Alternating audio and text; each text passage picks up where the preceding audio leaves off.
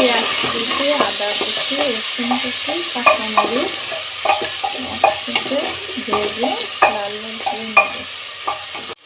পেঁয়াজের কালারটা লাল লাল হয়ে এসেছে, এর মধ্যে দিয়ে দিলাম একটা তেজপাতা।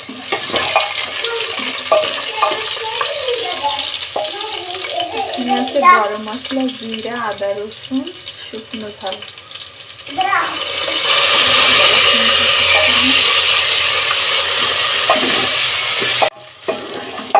আদা রসুনটা কিছুক্ষণ ভাজার পরে এখন এর মধ্যে দিয়ে দিব হলুদ গুঁড়া,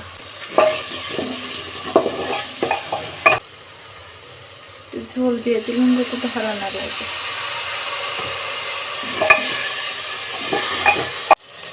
এখন দিয়ে দিব বাটা ঝাল।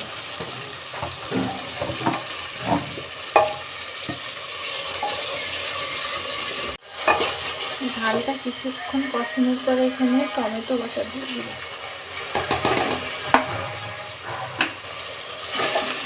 টমেটো বাটাটা অনেকক্ষণ ধরে ভালোভাবে কষিয়ে নেব। টমেটোটা অনেকক্ষণ ধরে কষালাম, এখন এর ভিতরে জিরা, গরম মশলা বাটা দিয়ে দিই।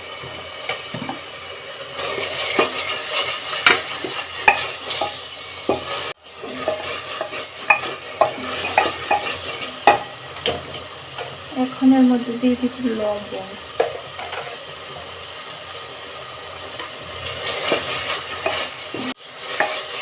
কিছুক্ষণ কষানোর পরে এখন দিয়ে দিলাম পানি।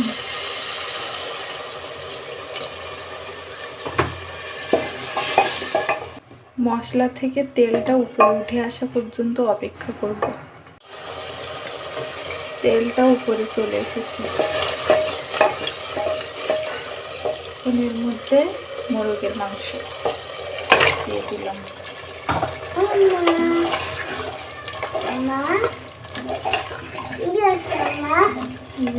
রান্না করছি, আমার সোনা বাবাটা মাংস খাবে, তাই এই জন্য তো তোমার জন্য রান্না করছি। মামি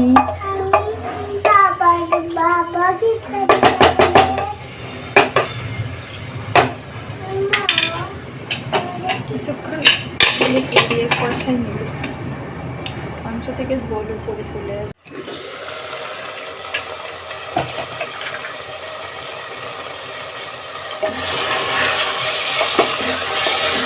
মাংস থেকে পানি বের হয়েছে।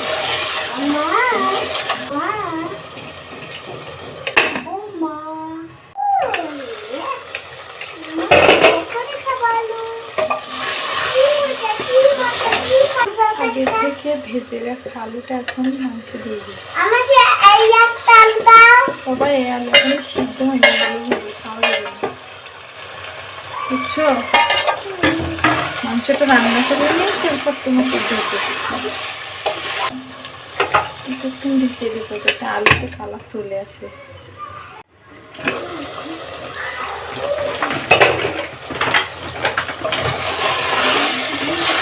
আলুর কালারটা কত সুন্দর চলে এসেছে।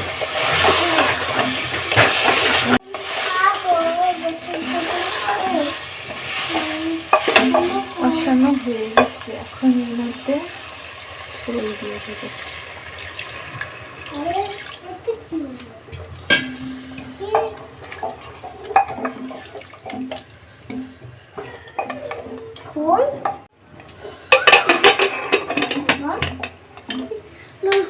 মাত্র 3টা সিটি দিলেই নামিয়ে ফেলবো।